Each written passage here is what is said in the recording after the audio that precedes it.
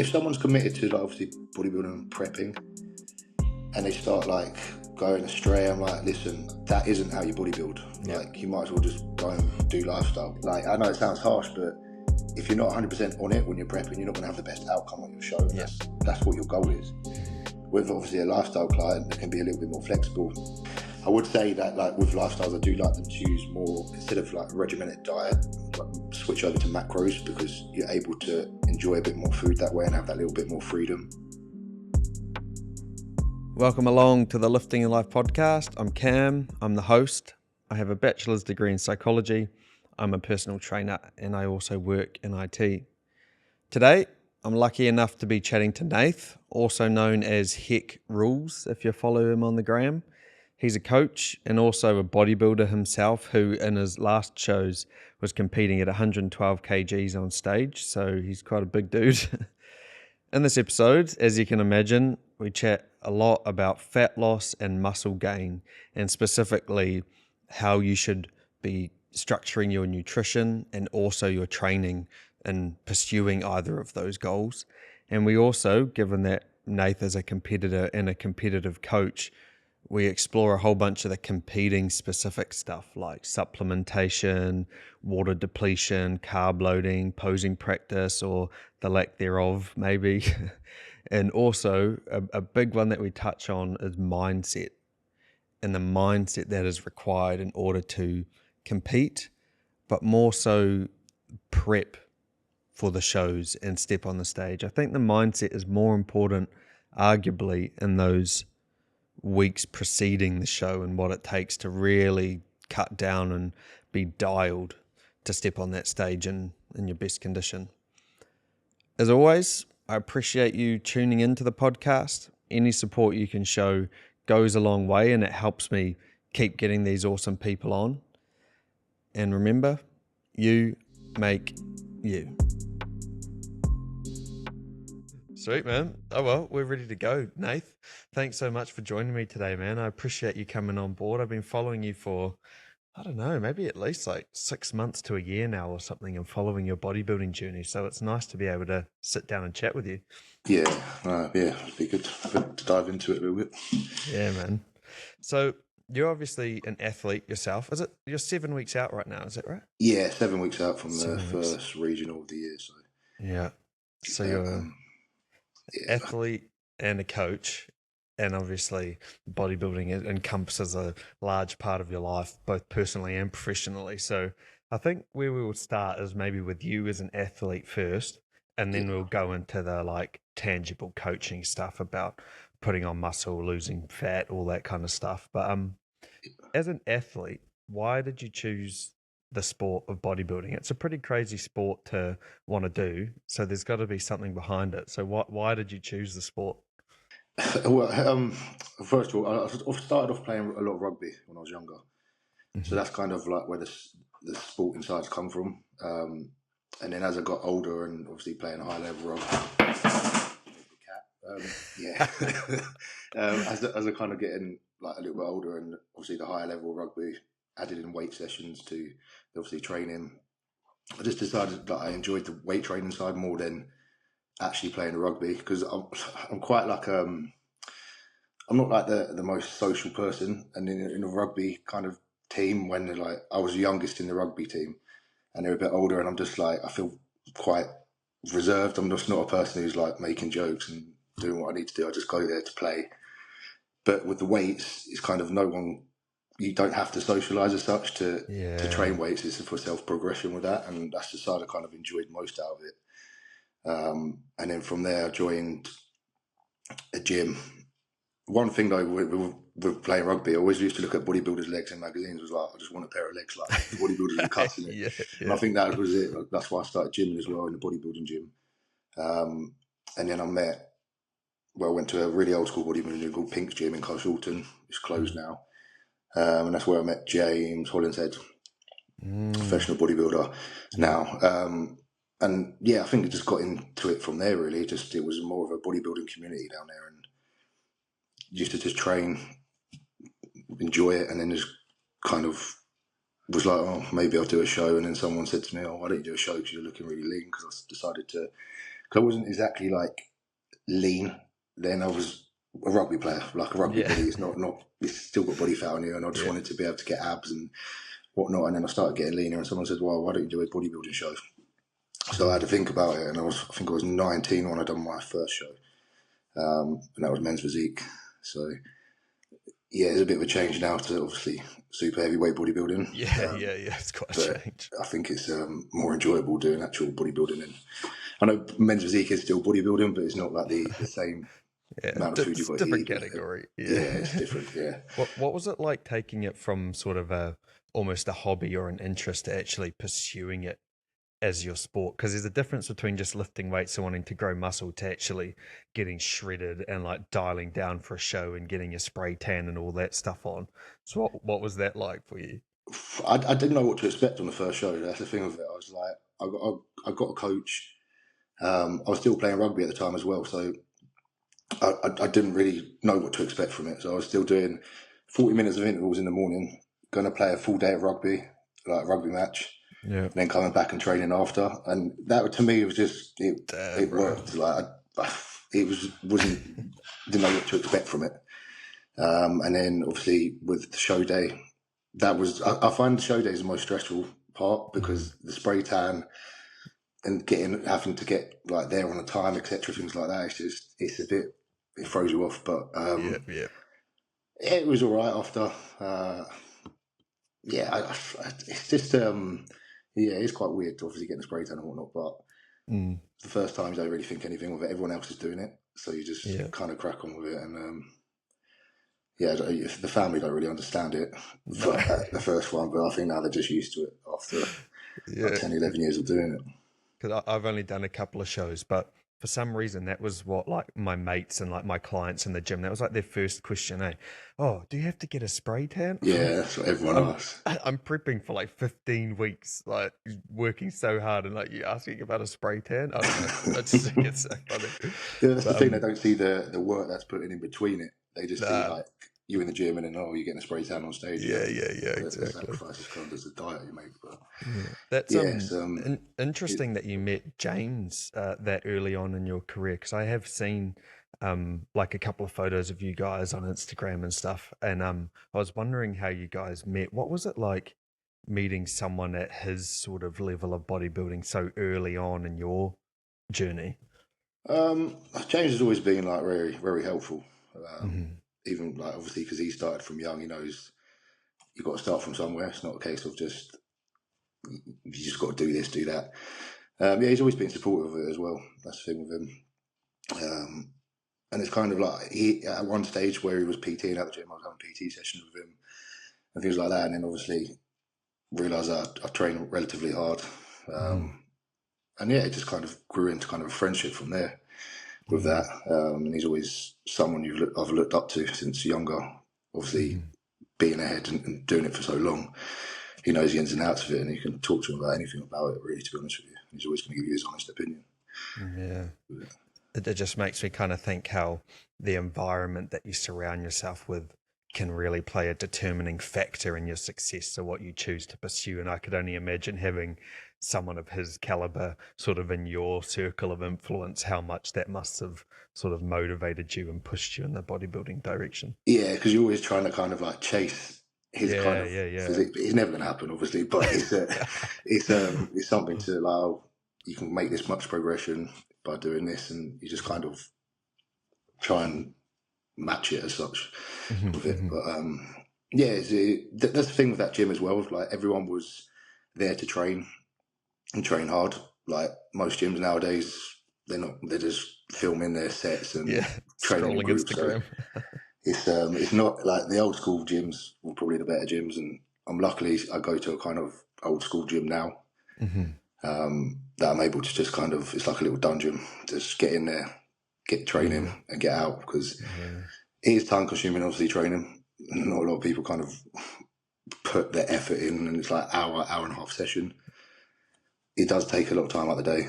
Like, I know it's only that hour and a half, but you've got to make that part of your routine of the day, and you've got to fit it in somewhere. So exactly. It's just train. That's the thing. Training hard and growing up in that environment with training, people training hard has definitely helped. Mm. One thing I'd be interested to talk to you about is the mindset that you have when you're training. Like you say, I saw you put up a video the other day, and you were squatting like safety bar squatting like 260 or something for 7 reps. Yeah. When you rack up that amount of weight on a bar, what are you sort of saying to yourself, or what does your mindset look like before you approach a top set like that? Yeah, it's completely changed to when I was younger, because usually I'd be like, like when I was started off, it would be psyching myself up like, oh, it's a big weight. But now I could just be like literally just having a joke with someone in the gym. Not that I do that, but I can just like, Yeah, okay, yeah, now it's yeah. time for my set. Just put the weights on. Like, I know in my mind I can lift that load, Hmm. but I just obviously want to be able to make sure my form's on point with it. But I don't really have it. Like, I don't have to psych myself up for a set. I know it sounds Yeah, mad. that's That's weird. interesting, man. I thought you were going to say the opposite, like you're No, like psyching yourself I up. don't even listen to music really in my headphones in the gym. To be honest with you, it's Yeah. because when I'm training, like someone asked me this before, what kind of music do you listen to? And I don't really hear the music when I'm concentrating on the Mm, training. It's like just my mind's just blank on that. But it's just I know I've got to do that amount of weight today for that amount of reps and just get it done. Like yeah. even if it's going to be hard, I'll still push myself to do it. Yeah. How do you track those sets? Are you like writing them down, or do you just have a mental note of it? Like, how are you tracking those weights? So I've write them all in my notes on my phone. So Oh, yeah, no. I have a training block, and then obviously Mhm. the first week I'll set the numbers on that, and then each week I just go back into the notes and okay, I've got this for this amount this week. Now I've got to either increase the weights because the rep range has been hit, or just increase the reps from that. So progressive overload. I've always kind of trained like that. I've always enjoyed training like that. I've tried training before where I go in and just try a different workout every session, but it just becomes more of a headache, and you're like, oh, thinking, oh, what exercise should I do now? Yeah. And You're it ends up being the confusing your same brain anyway. more than confusing the muscle, right? Yeah, that's it. I just keep it basic and keep progressing it. That's all I kind Yeah, of man. And trained by now. that kind of mindset of just getting it done, is it the same when you're doing, I imagine you must start including cardio at some point towards your shows. Is it the same when you're having to do like 45 minutes or an hour on the treadmill? Is it that kind of just getting it done kind of mentality, or is there a bit more to pulling yourself through those cardio sessions? I haven't done cardio in about 2.5, 3 years now. Oh I just, shit, really? yeah, like I have Damn. done preps when I was younger. I was doing like 3 hours of cardio at one point. But it was just a case of just it needs to be done. Just get Yeah. it done and tick Yeah. it off. Like I did used to enjoy and get up, go and do my cardio fasted in the morning because I find it does wake you up a bit more and keeps your like mind fresh, and you can kind of focus on the day ahead that way. And kind of when you're doing the cardio, you can think, okay, I need to do this today, and kind of plan your day so you get that morning bit to yourself. But yeah, I haven't done cardio like I said for 2.5, nearly 3 years now. Um, Shit. Probably living the dream for most people, but it's Yeah, still that's impressive, man. it's probably not good on the heart health and that. But I Yeah, still true. hit I still hit a step count per day, and that's literally the only kind of movement I do, and I make sure that's nailed every day. Yeah, yeah. Nice. Oh, well, maybe we'll explore these a bit more detail soon. That was kind of one question I wanted to ask you, but maybe we'll might just pull it back to the training and muscle gain first. So you've Yeah. already mentioned like progressive overload, but when it comes to putting on muscle for both yourself and all the people that you train, how do you approach that? Do you have some big kind of overarching maybe frameworks that you go to, like progressive overload, for example? How do you approach the process of putting on muscle? So obviously, with you're trying to gain with clients as well, they want to gain muscle, but I always obviously my methods are progressive overload with them as well. And what I do is obviously I set them their plan, write their plan up, and in obviously the explanation I always say to them, right, the first week setting the baseline numbers with that, but we want to make sure that each week we're either increasing the weight or increasing the rep range, or extra reps, should I say, even if it's like on one of the exercises through that, because as the weeks go on through the training blocks, you are going to find it harder to progress. And there's always going to be little bits that stall. But as long as you're kind of not going backwards, is what I say to them, and you're not regressing in your lifts, then you'll be able to gain muscle from that, and to obviously help with the building muscle. you obviously got to get the food up to a nice point as well, so that's going to help with the recovery, and obviously just the muscle growth from there. But yeah, with the training, it's just as long as you're progressing either a rep, it could be even like half a kilo onto a movement, like, or just tidying up the form with that weight, it's progressive overload, and it doesn't need to be overcomplicated. It's just getting stronger at certain movements and building the muscle with it, and that's always what I go by, just the basics with it. Yeah. Nothing to overcomplicate. No, like sciencey, do this, do that. I just, yeah, it's too, like, my coach is quite sciencey, like Joe. Mm-hmm. Oh yeah. Yeah. But obviously, like working with him, he realizes that I just, because I do myself like these kind of mesocycles, as he calls them. So it's like 4 weeks, you're building up the volume in that. But at the moment, my body, where I'm heavier, carrying a bit more muscle, I'm able to get away with less volume, and it's working, and it's just basic for me. And I don't like overcomplicating my training either. That's the thing with it. So Yeah. I do what needs to be just done. the meat and potatoes of it, right? The Yeah, basics. it's literally just the basic bodybuilding. That's how I've brought up with bodybuilding, and just keep it simple, because you try and overcomplicate it. That's when you start getting stressed. Everything starts going wrong. It's just there's no need to. Yeah, no, I like that approach. What does the typical kind of set and rep structure look like for you if you're keeping it sort of simple, or like what are your go-to or your typical set and rep structures? Set and reps. So it's most of my trainers are about two working sets at the moment. So even though there's like a rep range written down, like I know I can get like maybe, so say for example the 7 reps on the 260 on the squats. I know that's like a 7 to 10 rep range. So once I've hit that 10 reps, I'll move the weight up on that, and then I'll probably do like another less load, like I did 220, and just do a few more reps on that, and maybe a 10 to 15 reps. So it's like a kind of a load set and then a back off set. Yep. But say I've got 10 reps on that 260, I might just try a 260 set again to see if I'll get like 6 to 7 reps on that.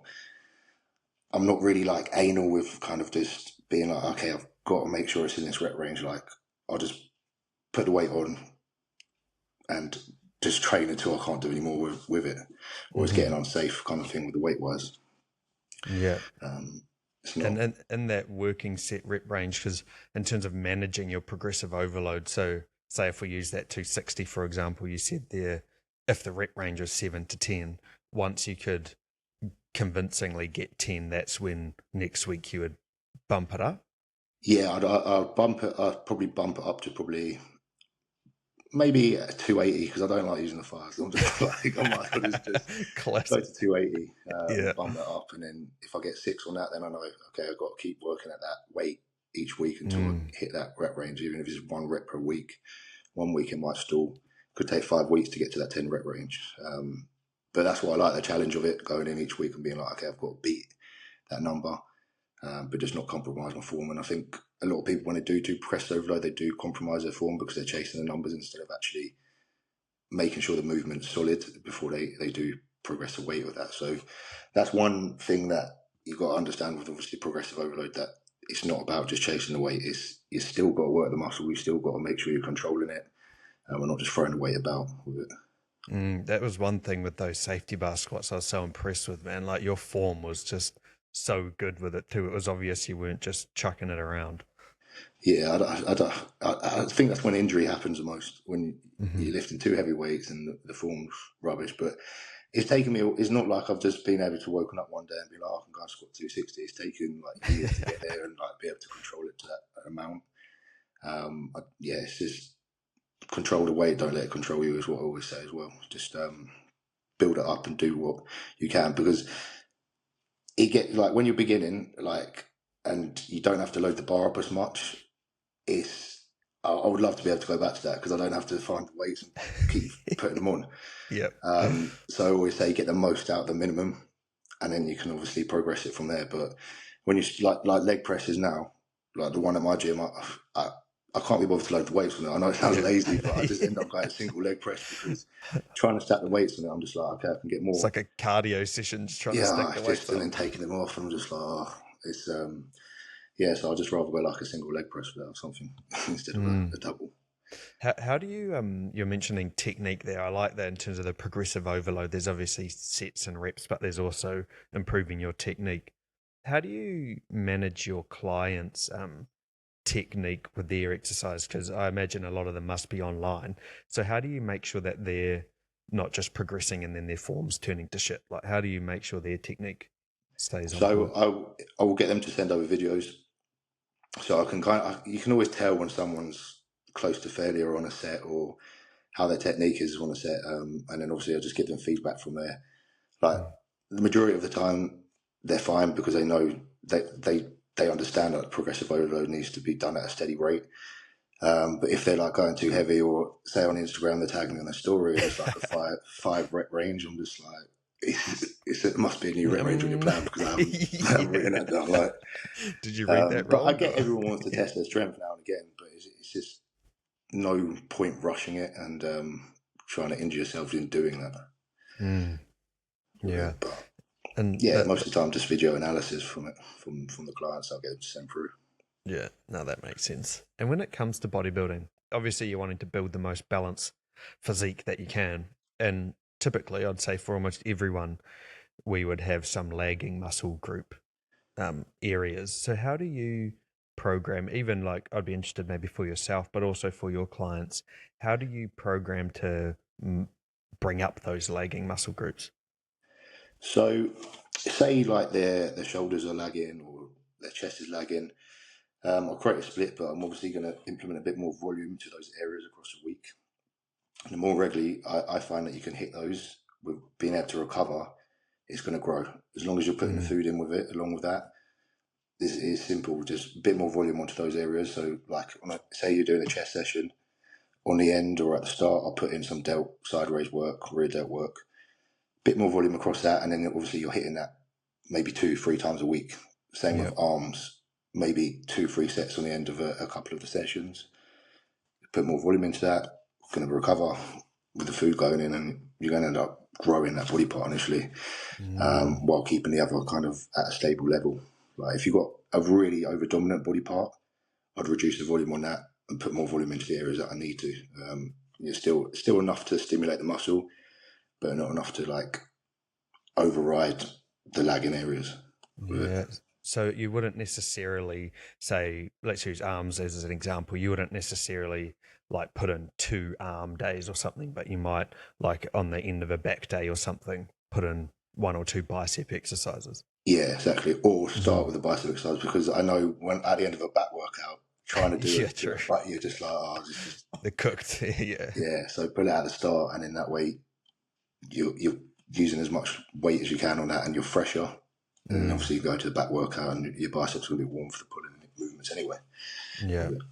And would that be the same for bigger muscle groups, say like legs, like your quads or your hammies? Would you chuck in some quads onto a chest day or something like that, or would you be more inclined to have a couple of leg days? Yeah, so I would probably just split it up with a quad dominant leg day. Yeah. Still have a little bit of hamstring work in that, like a hamstring curl at the end of it. And then obviously a hamstring day I would start with maybe a leg extension, um, and maybe a squat variation that's more quad dominant.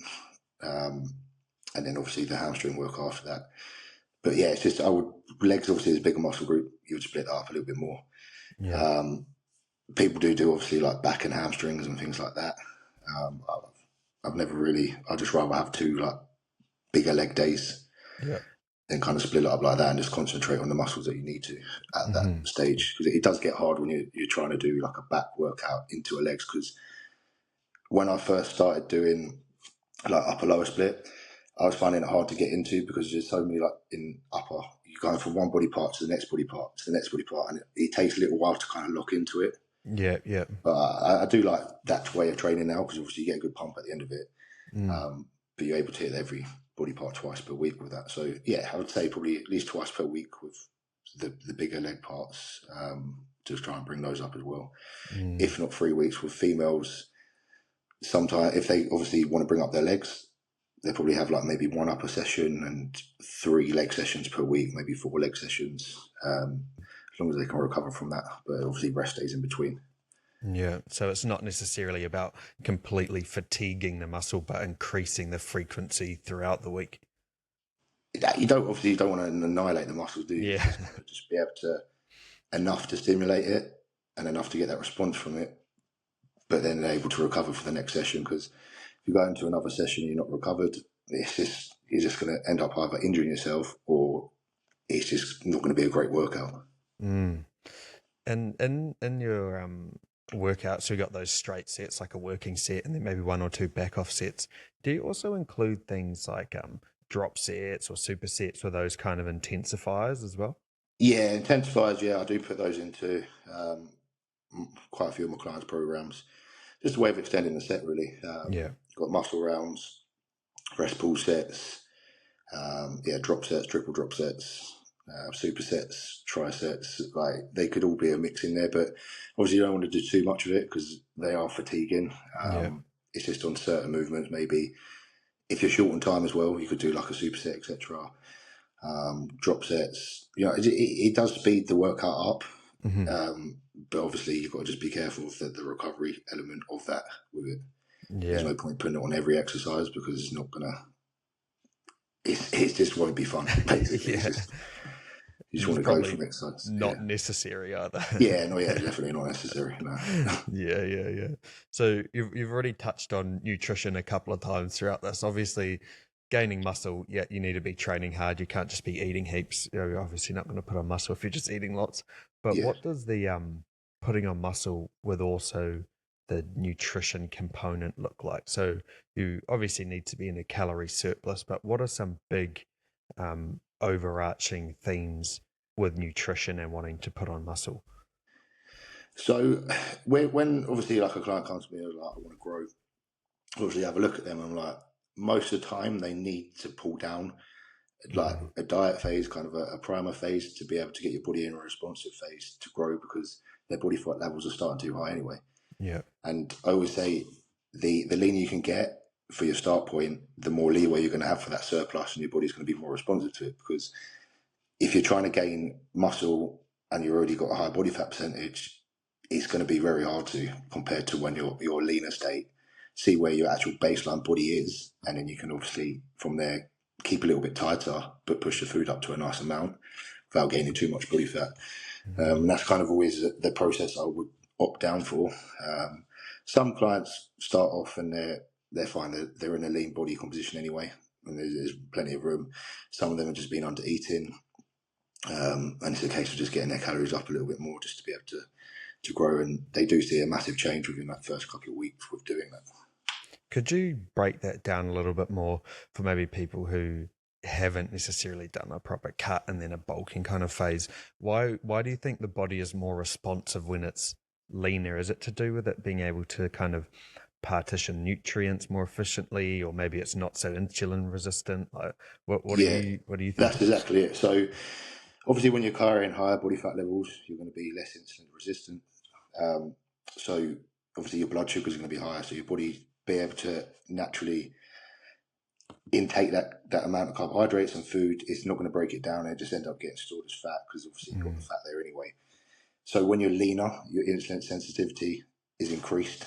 Your body fat is down, so your body's more responsive to be able to uptake that nutrients. So, like, it's a perfect example after a client show.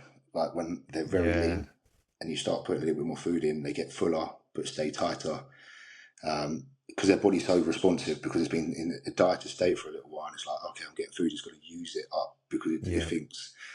I see it as like when you've been dieting that long, your body doesn't know when it's going to get its next bit of food, so it's like yeah, sucking it in as best as it can, putting it into the right areas, and you're staying nice and lean while you're doing it. So your insulin sensitivity is high, your body's responsive to the food coming in, and it's just a better way of kind of growing with it. So if you're starting a cut, at the end of it, reverse out of it. That's what we say. mm, Obviously, you don't want to feel like you're in a diet state for too long after that. You finish that period of cutting. But the leaner you can kind of keep your food going up in little increments, the better it's going to be, and your body's going to be more responsive to that because it gives your body time to catch up with the food coming mm. in.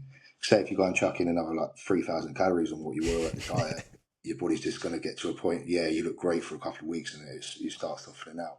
Yeah, But if you've done that 3,000 calories over the next 3 months, maybe 12 weeks, it's going to look a lot better and stay a lot tighter doing that, because it's not one big jump of calories going in. No, that makes sense. And is there, to make it kind of tangible, would you put any rough body fat percentage on what would be ideal for starting a bulking or a bulking phase for males or females? Obviously, there wouldn't be one specific number, but is there like a ballpark kind of figure that you would say is a good number to start a bulking phase? I always go by the look of how Yeah. a client's looking. Is because some clients might have a more body fat in a certain area. Like what you tend to find is that female carry more body fat on their lower half, where male is tend to like under love handles and obviously the stomach area. Yep. So they're kind of like the points I look for. Okay, is this carrying a bit too much, etc. Obviously, you don't want to push it too far as well with the body fat, because you're going to have to diet back down. Yeah. So it's just be by the visual looks I would go by, really. It's not like a number that I would say, okay, it's got to be like 10, 12% to be able to push up, because everyone carries body fat differently on their bodies. Yeah, no, that makes sense. And then what you kind of touched on it there, but what about the reverse? Like, how far would you want to drive up someone's body fat levels in a surplus before you kind of put the brakes on and slow that down? Well, it all depends how slowly you push up. So Yeah, when you're reversing out, if you do it like you get yourself back to a maintenance slightly above it, maybe 200-300 calories above that maintenance for them, and then like each week they might need another 200-300 calories each week added up. You will get to a certain point where your body starts to soften out, but you know it's not going to be as stubborn as the body fat you were when you initially dieted down. And I just think when you're pushing up, you want to maybe push up 20 pounds, maybe 20 to 30 pounds in relatively slow, like not too fast, not too quick. You're not chasing the scale weight. That's what we say. And then maybe have a resensitize where you pull back down, tidy up a little bit, and then you can push on from there. Their appetite might start to go. So that's obviously the signs to look for. Food does get hard eating when you're eating a high amount. And then obviously once that kind of kicking in, you're forcing your body to do something that's not wanting it to do. yeah. That's when you can see body fat levels go up, because obviously the nutrition isn't getting partitioned as it should. And then you obviously, pull back down, resensitize, get your appetite again, and then go again. But it all depends on how quickly they gain the body fat. Yeah, I like that you touched on the gaining that fat through that phase is going to be easier to lose, and that would come down to the type of fat it is, right? Like, is it brown fat is easier to lose? Is that right? Yeah. Well, obviously, when you initially have body fat on it, is obviously that more stubborn because you haven't dieted down before. Yeah. And what you'll find over like a course of a couple of diet phases, of push-up phases, it becomes more like not as stubborn. And it's kind of not easy to get off, but it's not as not as stubborn, basically, just to pull back down with it. It's like your body's more efficient at getting rid of it, like it's done it before or something. Yeah, it's like it's not. It's just not ingrained with the body fat there that it had before. So and I think that's what makes like the process of pushing up, pulling down a lot kind of smoother.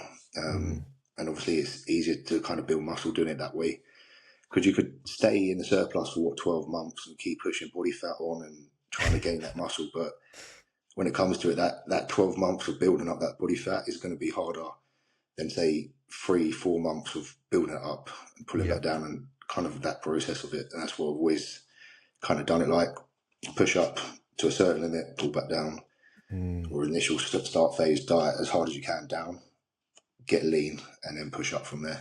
Yeah. And when it comes to putting someone into a calorie surplus, what does the kind of macronutrient distribution look like? Is it predominantly carbs that you're driving up throughout that time? Yeah, well, at the start it will be the carbohydrates, because you're going to be most hungriest. You want something that's going to fill you up.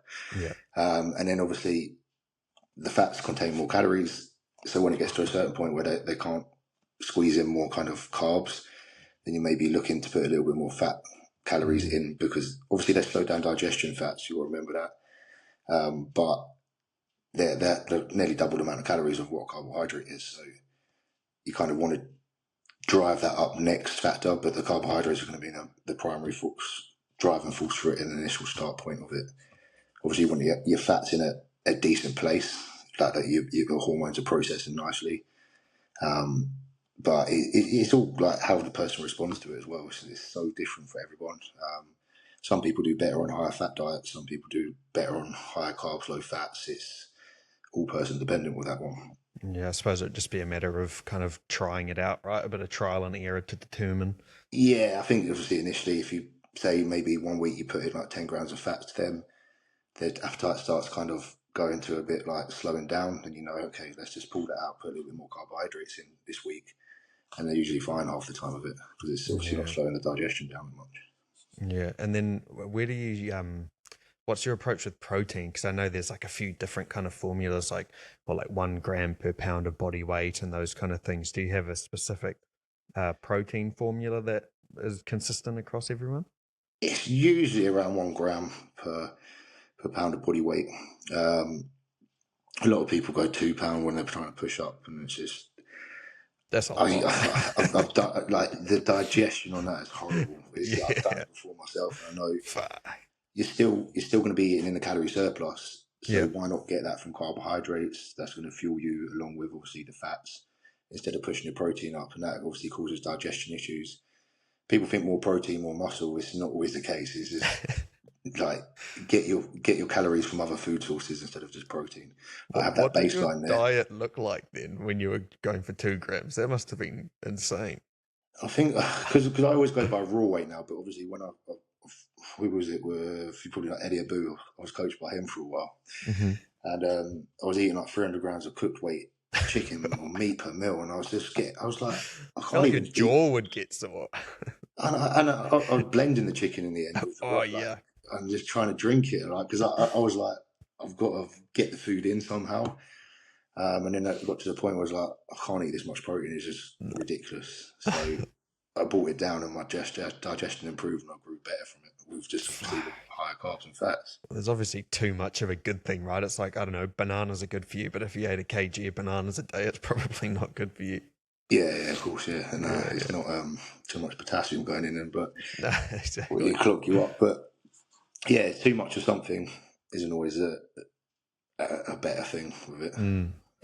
So that sort of 1 gram per pound, that would remain pretty stable, I assume, throughout a gaining phase? If obviously you're putting on more muscle, you might move it up now and again, but obviously, or when you're dropping into a diet, maybe I'll increase the protein a little bit, and then obviously pull the carbohydrates down, but the calories are going to be pretty much level, but you're not going to hold as much water as you would eating those carbohydrates because carbs do pull in the water.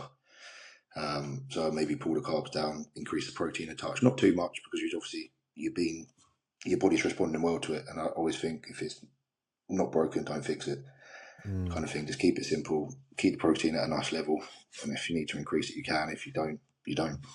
Yeah, no, that makes sense. And then when it comes to initiating a diet phase, I know maybe this is maybe not as focused on competitors, but let's say more general population. When people are thinking about cutting, they always want to do something dramatic, right? Like they want to do keto, or they want to take out this, or they want to start doing cardio every single day. So, which obviously isn't the right or the best approach. How do you initiate a diet phase after someone has been bulking for a little while? And let's say, I guess we could use it as a bodybuilding example. Say they're approaching a show in, I don't know, 15 weeks, whatever the right time frame is for them. How do you initiate going into that cutting phase? So I will implement probably cardio going into that. I'll take a little hit on their calories.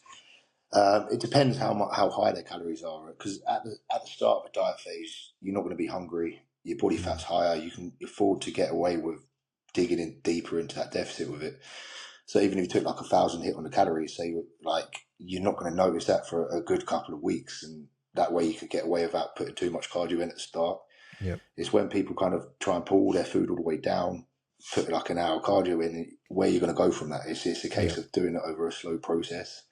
So maybe start with 5 times a week, 25 minutes of cardio.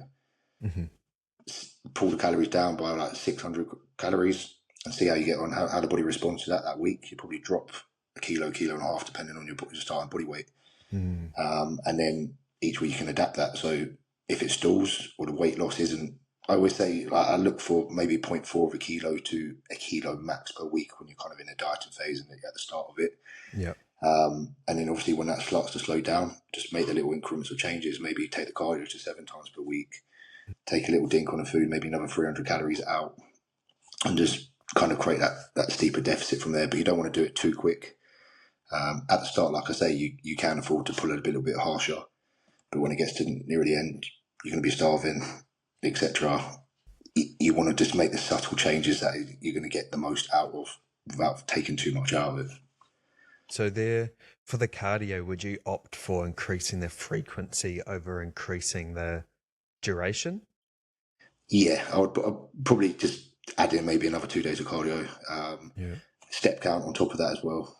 I always like my clients to hit around 8 to 10, even in an off season. Just for help with digestion of food, movement, not get lazy. Some clients do struggle to even hit 3,000. I'm like, what are you doing all day? When you're working from home or something. I always say to them that just get up in the morning, go for it, feel better for it. Just take some off. But yeah, I'll probably increase their steps because they're not as strenuous as doing obviously cardio. It's activity, you're still moving, and you're still burning calories doing that essentially. But yeah, I'll probably just keep the cardio at a steady rate and then increase the steps and then take a food hit and then maybe go back to, okay, right, we need to maybe increase the cardio by like 5-10 minutes per day. Yeah. Is that cardio, would that typically be like an incline treadmill walk or do you have a few different variations? Yeah, as long as you're getting your heart rate up to that 130, 140 zone for a steady state. Yeah. That's what I always say to them. It doesn't matter what apparatus you use because you're getting your heart rate up to that rate. When it comes to like, I do sometimes use intervals with my clients. So they do like a minute of steady state, increase the resistance on the machine, go for a minute, back down for a minute in that duration because you're obviously burning a lot of calories during that. But I wouldn't use that unless they're like really, really behind or if they've got to start pushing a little bit harder. Or I just think maybe, okay, they're not dropping. We made adjustments to food. You're probably your cardio intensity isn't all there. So putting that in will make them, okay, I've got to get my heart rate up. And then you know the intensity is going up on that cardio. Because people do get a little bit lazy with cardio. They're like, oh, just got to do this or walk on a treadmill, hold on. Just they don't put the intensity in and think, oh, it's actually what I'm doing is for fat burning. Exactly. It's just not as fun as squatting 260 on a safety bar. And with that cardio element, would you say what was I going to say? Oh yeah, with the heart rate. So you say you're wanting to do that 130. Would that have to be? Do you kind of ensure that it's consistent throughout? Like, say after the cardio, they might have a average heart rate of 130, but they've actually been fluctuating and going in between the zones. So would that just be one sort of rule that they have to abide by, that it's consistently at that heart rate? Yeah, as long as they're on the average of that 130 for that duration or 140. Obviously, I know at the start of cardio, you're not going to be getting your heart rate up. It takes like 5, maybe 10 minutes to get actually into that, but you're still getting your heart rate elevated from that. And then obviously, as long as they check it throughout, because most apparatus, I know they're not accurate, but you can check your heart rate on them. Just to give you a little indication, not everyone wears an Apple Watch, you know what I mean? It's, to check it, even though they're not as accurate as everyone thinks. Yeah. It's just as long as they're kind of along there. It's just like a kind of a intensity. I like to keep their cardio out, and it means that they have to keep their intensity up throughout it. Because if they know it drops down, they need to pick it up a little bit. That makes sense. And when it comes to that's what I was going to say. When it comes to knowing when to implement a change in a cut, because from my experience, even as an athlete, but also like having some personal training clients, I feel like people are, and it's understandable, but people are too quick to want to implement a new change. Like, oh, it's been a week or it's been 2 weeks, I better bring my calories down. Oh, I better increase my cardio. Yeah. How do you know when it's time to use another tool? Can I just go for the toilet quick? Right. So when to kind of make the changes that you need to within the diet. So obviously, I look for that kind of change in weight. I know scale weight isn't always the indicating factor that you need to make a change, but it's a good indication you're heading in the right direction with it. Visual's always going to be the most like thing you can rely on the most, because you can see if someone's dropping body fat, they're tightening up, or they're looking a bit more watery that week. And you kind of, obviously, also, that's another thing I add into the thing. In check-ins, I get them to take measurements. So they take their waist measurements, metric measurements. And I think that, along with visuals, is the most important over the scale weight. Because one week, like I say this to my clients a lot, because they're like, oh, my scale weight hasn't dropped, but I feel leaner. And I say, well, look at your body part measurement. Look how much your waist has dropped to inch this week. Your body weight hasn't moved. But look how much tighter you look in the visuals. And that's what they got to realise, that the scale weight's always going to fluctuate. It could be a difference of how much water intake you have with that, how much sleep you've been having, how much stress.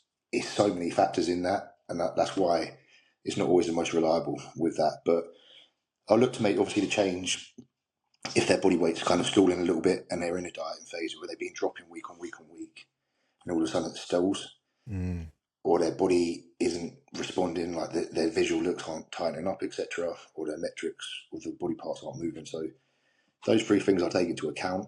And obviously, if we got to look at as well as the training performance, because if you're prepping as well, you don't want that to dip too quickly. So that might mean they might need a little bit more food to kind of like boost that metabolism, have a little reset, and then what you'll find is if you've done that, you would end up dropping a little bit quicker from that. Where your body's been spiked. But yeah, there's obviously those three things are probably what I track the most, obviously, in check-ins. And I feel like kind of what you're getting at there, people can be far too reliant on the scales as the number one sort of measure on whether or not they're making progress. It's it dictates emotions.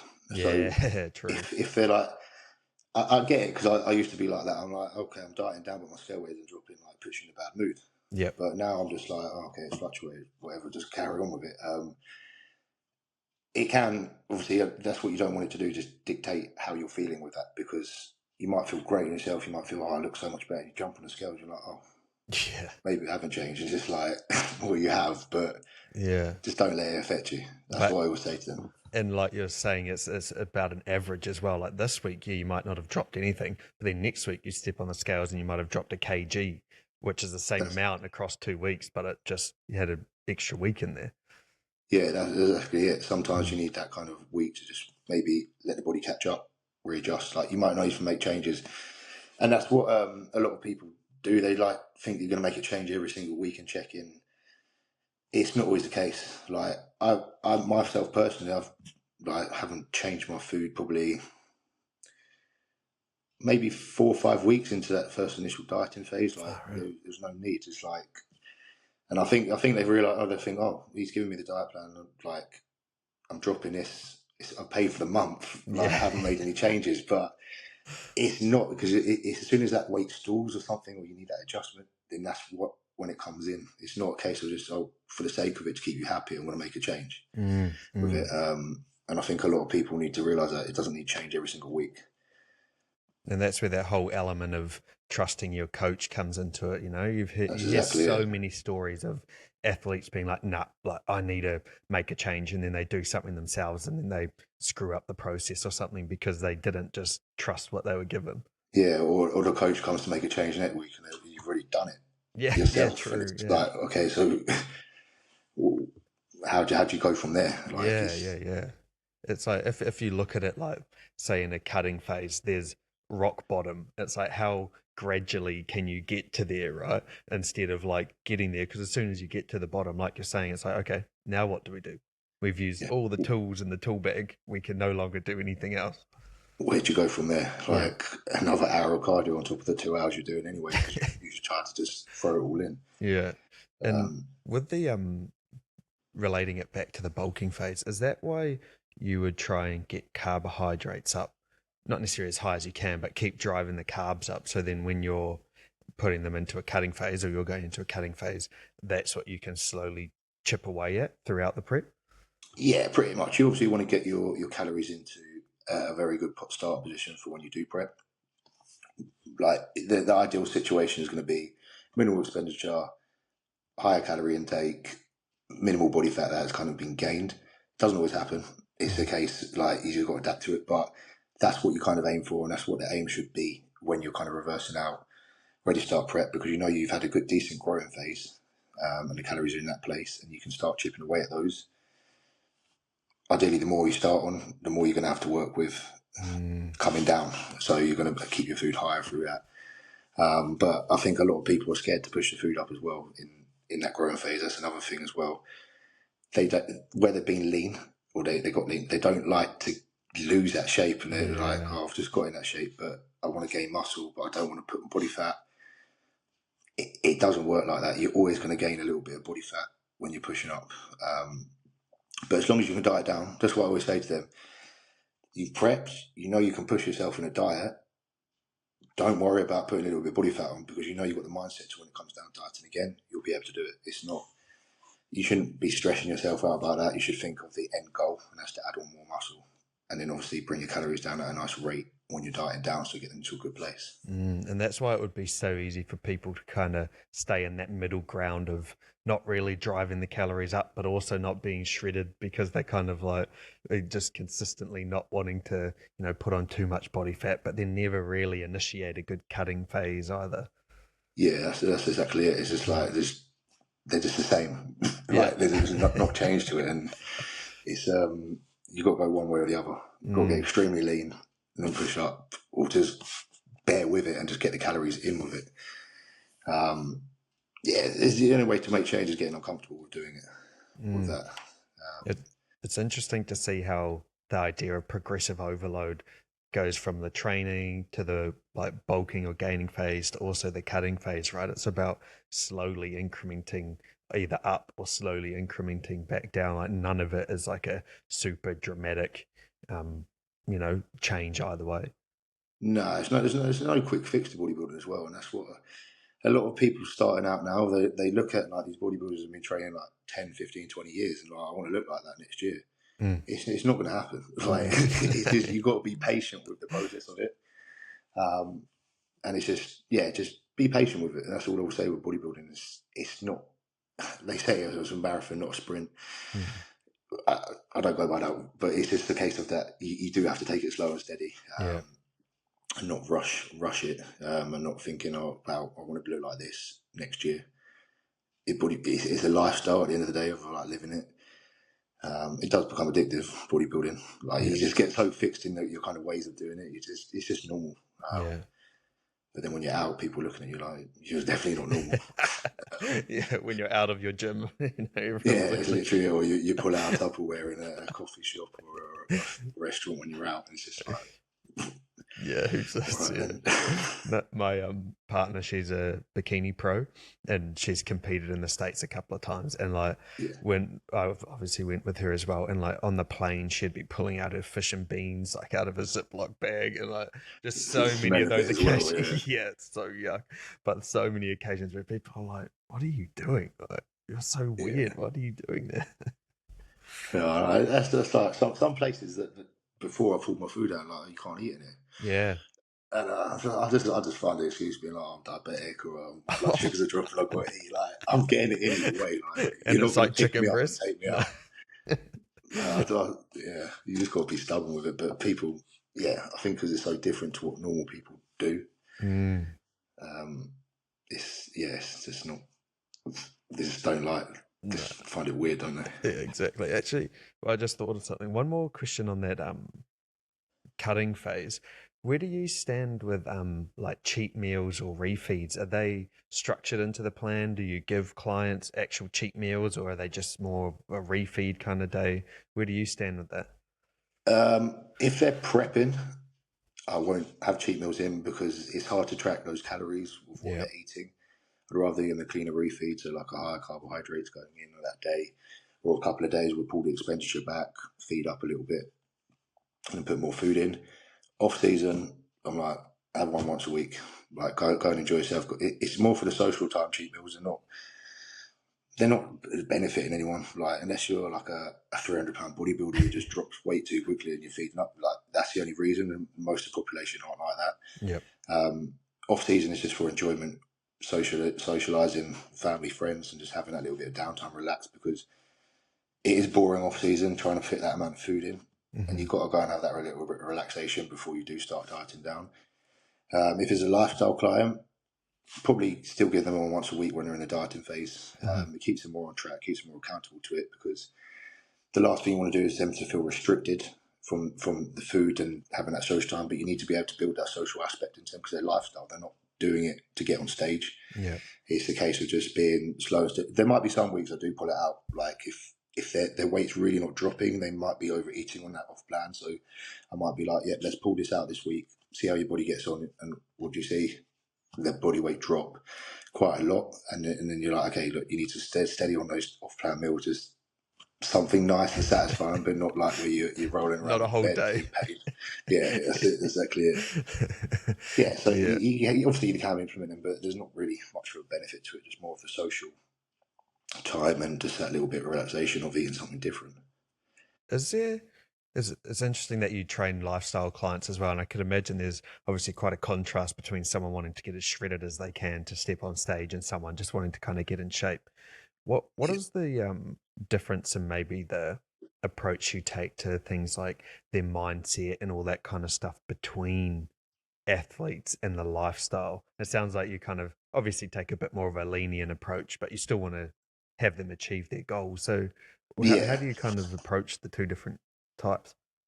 I think if someone's committed to like obviously bodybuilding and prepping, and they start like going astray, I'm like, listen, like that isn't how you bodybuild. Yeah. Like you might as well just go and do lifestyle, because like I know it sounds harsh, but if you're not 100% on it when you're prepping, you're not going to have the best outcome on your show. Yeah. That's what your goal is. Mm-hmm. With obviously a lifestyle client, they can be a little bit more flexible with that. I would say that like with lifestyles, I do like them to use more, instead of like a regimented diet, like switch over to macros, because you're able to enjoy a bit more food that way and have that little bit more freedom. Yeah. Same with off season with a bodybuilder. Macros, I prefer using those myself as well, and with clients, because you can just enjoy a little bit more food. I always will set boundaries with the macros, but lifestyle can just be a bit more flexible than obviously when you're prepping for a show. Yeah, I was going to say, as long as you're not filling your macros with shit. Yeah, and I always make sure you're getting a certain amount of carbohydrates from fruit. Yeah. Make sure you're having this amount of vegetables, amount of sugar content per day, because you don't want to just be sitting there eating a load of sugar every day, not eating your micronutrients. You still need to give the body some nutrients within that. But like I say, you could go and factor in a meal out a couple of times a week. It's not an issue with that, but some people do just prefer a meal plan. That's the thing with it.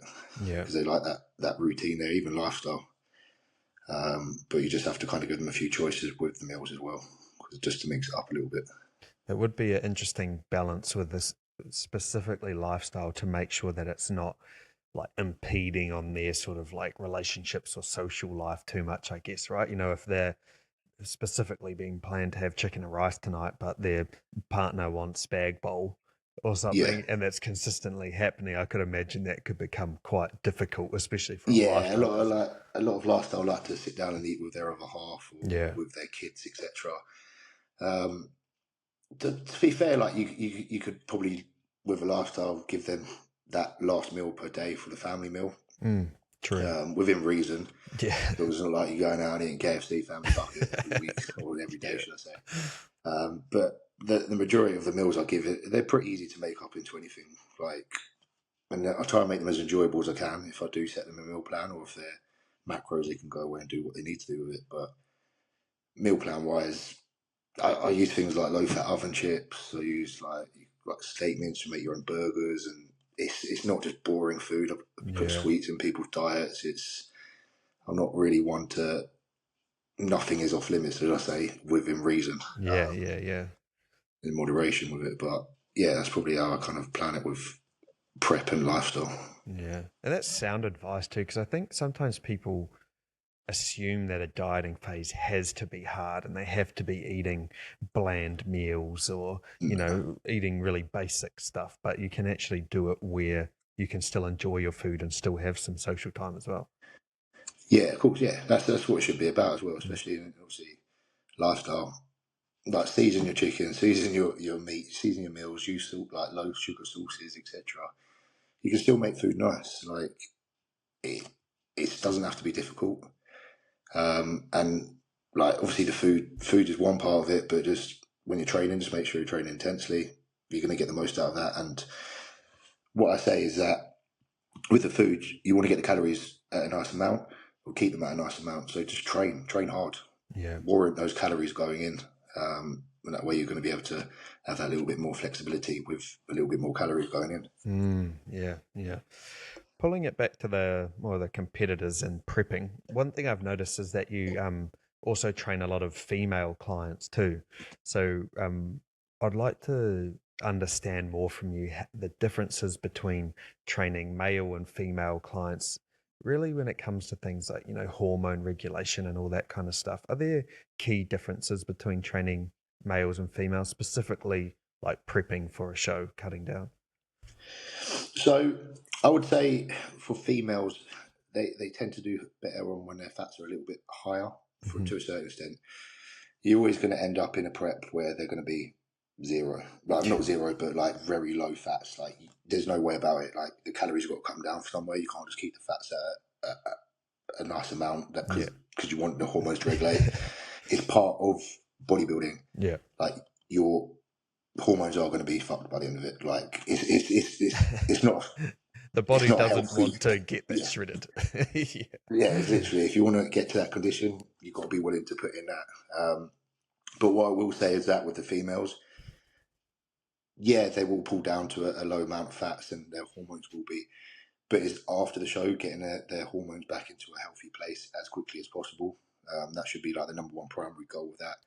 Like their cycles will probably stop maybe 3-4 weeks out. It happens just when the calories are low, your body's at minimal body fat, your hormones aren't going to be processing, where males tend to, obviously, we don't have time of the months, etc. Like they don't, obviously you want to keep a little bit of fat in, but they're not going to suffer too much from having that lower fat. Obviously that depends if they're assisted or whatnot as well. That all comes into account with it. But yeah, with women and males, like you want to mainly, for the females, just keep a little bit more fats in just to help regulate the hormones. Men tend to be better on the higher carbs, lower fats, whereas women are obviously the opposite, with more fats, less carbs. Yeah. So then in that reverse dieting phase with females, would you introduce fats maybe more quickly? I would get their calories up a little bit more quickly. Just because you want your body healthy. Yeah. Like you've spent, and this is another thing as well, I was going to say, like males can probably push themselves a little bit more in a dieting phase, like for a longer period of time, where they're not going to have the repercussions of their cycles taking so long. Like they don't have cycles, so it's fine. Yeah. With females, you want to be able to do it in the healthiest way, that not over diet them for too long. Yeah. Getting them back up and running. And then obviously get your fats to a nice healthy baseline, increase the carbs from there, and just keep getting the calories up until they're feeling a bit more functional and their cycles come back with that. They're going to gain body fat. Everyone gains body fat after a diet. But it just depends how quickly you want your kind of health cycle to come back with it. Yeah. And that's the thing, right? Like it's obviously not super healthy for your body to do bodybuilding, but it's only a matter of weeks really that your body is in that super depleted starvation kind of state. Yeah, that's exactly it. Like most of the time you're in a calorie surplus. The thing is though, even though you are in that like eating a lot more calories, you still feel bad either way from it. Like you're eating so much, you're falling asleep. You're eating so little, you're like, I can't sleep. Just so I wouldn't say bodybuilding is the healthiest sport, is there really? Like, no. It's just part of it. It's just what we undertake, and we know what it's about. We've been doing it for so long. It's just part of it. Yeah. But yeah, the dieting to extremes, obviously getting the body fat low is gonna whack the hormones out a lot more than it would be in obviously the surplus. But like I say, you don't really start feeling it to about 6, maybe 5 weeks out, where you're absolutely on your arse with it, depending on how hard you've made your prep from the starting point with it. Yeah, true.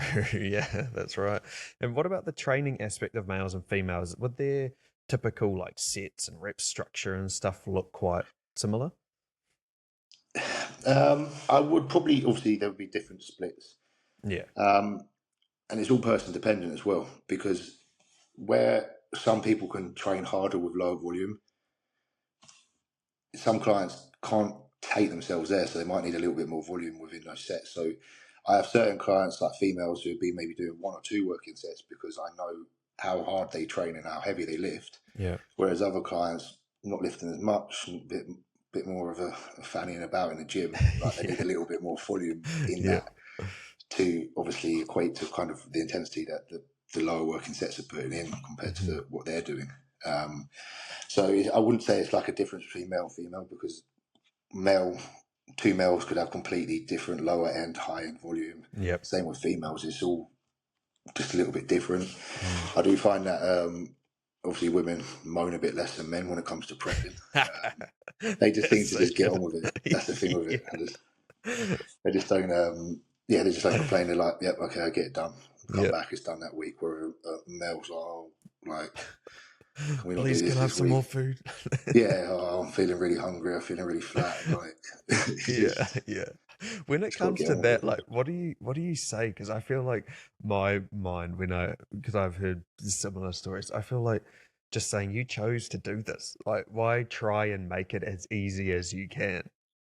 Yeah, I always say to them, like, when they say, "Oh, I'm getting hungry," and something like that, the hunger means change. Like, when your body gets hungry, that's when you'll see the most change within your body. And I always say that to them, like, just embrace it. You'll be back in off season in 8 weeks time. Just relax, just enjoy the process of it, feeling hungry, because once you're back in that surplus and you're stuffing your face with food, you'll be like, "Oh, I don't want to eat anymore." Yeah, I don't want to have a look at another meal. Yeah, exactly it. And it's just I just say to them, basically, suck it up. Or when they check in, if their training performance down, they're looking really flat, then obviously they might get a refeed, but it's not a given in each check-in because they moaned about it. I don't go with their emotions, how they're feeling. Like, I want the best outcome for them, so I have to say to them, look, dig in, dig deep, just push through it, you'll be fine. Like, it's just about having that mentality just to stay on it. Yeah, and when you step on stage too, like, you don't want to have any questions or doubts in your mind that you did everything that you could have done throughout that prep. Yeah, exactly. Like, as long as you've done everything to a T, you've trained as hard as you can, you know you're bringing your best, and there's nothing more you could do with that. But it's when people are like probably maybe cheating on their diet or just not doing what they need to do, and they lose, and they're like, oh, well, they know why, but you know what I mean. It's just and the crazy thing with if you're committed to bodybuilding and you're doing a show, then just follow the plan. It's just dig deep, push through it. If you don't enjoy it at the end of it, don't do it again. Just go back to doing lifestyle. Yeah, exactly. And I was going to say the crazy thing with bodybuilding too is that, especially when you're in a prep, cheating on your diet might look like getting a pre-cooked chicken versus like cooking the chicken yourself. Like, it has to be so dialed in that it's just like not even comparable to any other kind of cutting or dieting down sort of phase. Yeah, no, you have to be very, very like any like small things, like someone else cooking chicken for you could be in too much seasoning, too much salt. It's very like, okay, you know you're cooking it yourself. That's why I would say as well, like packet rice and things, I don't really tend to like using them. I'm like, get a rice cooker, cook the rice. You know what's going into it. There's no preservatives in it. It's just freshly cooked rice there. All these little things, I know that sounds like so like petty and minimal, but they do add up. Like, I think you're buying a chicken from someone who's cooked it for you in oil or whatnot. Yeah, exactly. High fats. Packet rice obviously contains some preservatives, so it's not going to be as like, they'll all add up the calories over the week, and like even like going a gram over on like maybe oats, etc., things like that. It adds up. People don't realize that. Oh, it's only a gram over. Yeah, but do that 7 days a week over the month. That's another 28 grams. I know it's minimal, but it does stop the adaptations happening to your body. That could be the like difference of you being ready or a bit undercooked on show day. Yeah, it's literally it. Like, you might as well just nail everything, and then the stress is on the coach, not you, as to why it hasn't gone right. And that's down to them to work out. But if the client's been cheating, they haven't told the coach, and just sit there scratching their head. Yeah, exactly. When it comes to specific competing components, maybe something like your posing practice and dialing in your posing routine, how do you factor in posing practice and like coming up with your routine and all that kind of stuff throughout your prep? Where do you fit that in? I'm like the worst for posing. I hate it, honestly. Yeah. I think the worst bit for me is actually getting on stage. Yeah. It with my posing, obviously I do it in my check-ins. I'm practicing the posing for the shots. Yeah. After the training, I have a look. Routine, I'm to be real, I just blag it every time I'm on stage. I'm just like, there's a song, I just do a few compulsory because it's not marked. I'm like, I get Yeah, true. I just make something up as I go along. Because I've got 2 left feet. Like me trying to dance to a routine, it's just Not even but with worth a clients, try. I say to them, go and get a posing coach. He knows what Yeah. they're doing with it. Or got some people I recommend to go to them and just make sure you nail it with them. Like as long as you're nailing the compulsories, quarter turns, etc. Like unless you're classic, it's not getting marked, is it? Like just have fun up there because they've done the judging by the time you're doing your routine anyway. Yeah, no, exactly. Especially like when it comes to the routine, if it's not getting marked, then you don't necessarily have to invest lots of time. No. People. The thing is, though, people spend hours and hours nailing a routine. Yeah. And it comes to the quarter turns, and they can't even hit those properly. But all they're thinking about is doing the routine, which isn't mine. Yeah, exactly. It's just like it's a matter of priorities, right? Yeah, exactly. And other specifically competing elements, maybe something like water depletion and carbing up for the day itself. Where does for you as an athlete and also for you as coaching, what's your strategy with that? I assume it must be specific to the individual, but as a broad brush kind of approach, what does that look like? Is that something that you typically do? So what I would say, obviously, to my clients is I want you ready before. Like, you're ready, you're lean, you're in that stage condition, which means you can just implement little changes. Like if you need to just increase the carbs slowly every week, that's the ideal scenario to be in, like making those little tweaks into peak week. You don't want to change too much because if you're ready, you're ready. Yeah. If you need to pull a little bit of water off, you might opt for maybe proteins and fat loading for a couple of days just to let the glycogen not take in all the water. Maybe have a little bit of a carbohydrate day, maybe a day before the show, maybe 2 days before the show. But I'd always use like a natural diuretic going in, maybe something like Peak Max, dandelion root vitamin C, kind of those things with it. It all depends how they're working into that peak week because it needs adapting. But ideally, you would like them ready before that, so you can have a play around with it. Maybe a couple of weeks out, maybe a mock load, etc. And just so you kind of know how their body's going to respond to it, because that's the important thing, landing them on stage the best possible they can be. Do you think that peak week is a time where a lot of people maybe mess it up a little bit and do something too extreme and spill over and like ruin them? Yeah, I think they panic and like, oh, I've got to do this, got to do that. You don't have to. Half the time you could run it in. Like last year I'd done the NABA show. It was just a kind of warm-up show. I trained the day before, had a higher carb day, and I was just like, oh, let me just go and jump in that show. Just to get a little bit of stage thing, ended up taking the overall at it. And shit. Like, the look wasn't too bad, to be honest with you. Yeah. So, yeah, if you're ready, you're ready. You know what I mean? It's not going to be a case of making all the changes that you need to. There should be no reason why you're going to throw like 5,000 grams of carbs in the end of the week thinking you're going to fill out, or it's at the start of the week or whatnot. You just need to be able to monitor it slowly over the week, and if you're ready before, it's a perfect place to be with it. And it sounds like such a subjective approach too, right? There's no cookie cutter peak week plan for No, you can't be like, oh, you're doing this week to every single client, because every client is in a different stage in that peak week. Exactly. One last thing, actually, I thought we've talked a lot about nutrition, but what about supplementation? Are there key staple supplements that you take and you prescribe to your clients?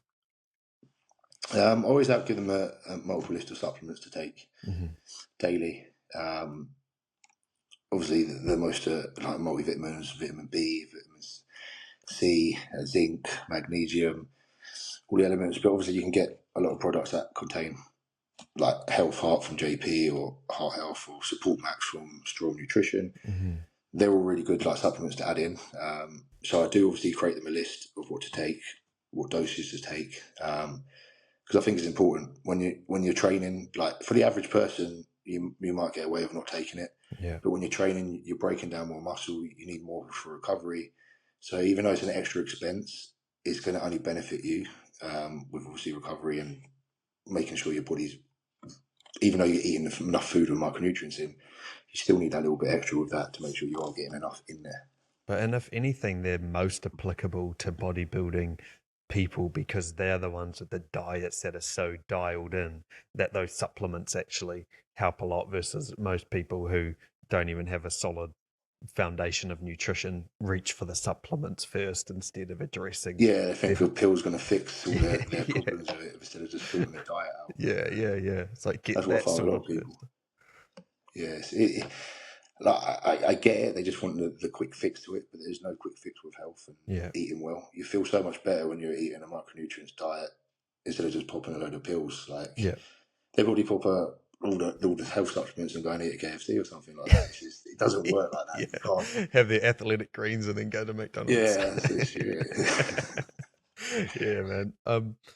I think that's us, man. I really appreciate your time today. It's so interesting getting an insight into your approach, both as a athlete and as a coach. It's so evident to see that you take a subjective approach and a very gradual and progressive approach to all the elements of bodybuilding that you do. Yes, it's just a slow process and getting the best outcome from it. But no, yeah, it's been good. Good today. What's on the cards for you this year, actually, before we finish up? So this year, well, last year I was testing the waters with obviously the super heavyweights to see where I stood. Yeah. It's never been a goal of mine to think, I want to become a pro, etc., like that. Like, 'cause I've just enjoyed the training and like the dieting side of it and pushing myself. And then obviously people give you a bit more confidence. Last year I won a couple of super heavyweight shows. Yeah. Like pro qualifiers. And overall, what kind of body weight is that? What sort of body weight are you on stage in that super heavyweight? About 112 kilo. I was for the first 4 shows. Yeah. And then the feedback was to come in a little bit more conditioned. So the last show I'd done, well, I think I pulled off like another 5 kilos from that. Fuck. So 107. Yeah. Still won it, but I didn't like the look overly for myself. I think probably sitting around that 112 kilo mark, a little bit tighter would be ideal. Yeah. Is that just a bit fuller, would you say? Yeah, a little bit fuller. And just, I think if you pull down too much, you suck out too much. Yeah, you can get peeled from it, but it just hurts the look for me, I think, a little bit. Yeah. Start to flatten out a bit in comparison to everyone else. Yeah. Just, I think everyone has their preferred look, though, don't they? With their own. The judging is always going to change. Like, you can't keep it like as long as you're happy with it. And I was winning the shows anyway. We done it, gave it a try, but we'll see how it comes out this year because we've obviously got a good couple of shows lined up. Obviously, I've got to do the regional to do the pro qualifiers. Yeah. So you've got the regional, and then 2 weeks later in the UK, there's a pro qualifier. Oh yeah. But I didn't even realise that was there. And because I was originally thinking, I'm going to go to Sweden on, I think it's the 23rd of April to do the Swedish cast pro qualifier there. But I'll do the English one first, UK one, should I say. And then, if not, go to Sweden. Yeah. Maybe a week later, there's one in Portugal. So there's going to be a bit of travelling around. Man. And those are IFBB pro qualifiers. IFBB, pro qualifier. So the next step was it. Yeah. Really, just to see. Damn, that's epic, man. And if people want to follow your journey or are interested in coaching, or where would be the best place for them to find you or get in contact? Probably my Instagram, Heck Rules. So obviously got the link for the coaching in the bio, or just DM me with that. And I usually just post updates of how my physique's looking, etc. I need to get talking on my story a bit more as well. Kind of going dips and ways with that. Social media stuff, right? Yeah, all the social media stuff. But I think where I'm just like concentrating on obviously client work and that, it's put on the back burner. But I need to pick that up. I know that. But no, I think you're doing well, man. You always have a long story, lots of clients that you're putting up. It's obvious to see that you're a good coach. Yeah, well, hopefully they all think the same. Yeah. Oh, I appreciate your time today, man. Thanks heaps for the chat. Cheers for that. Thank you. No worries, man.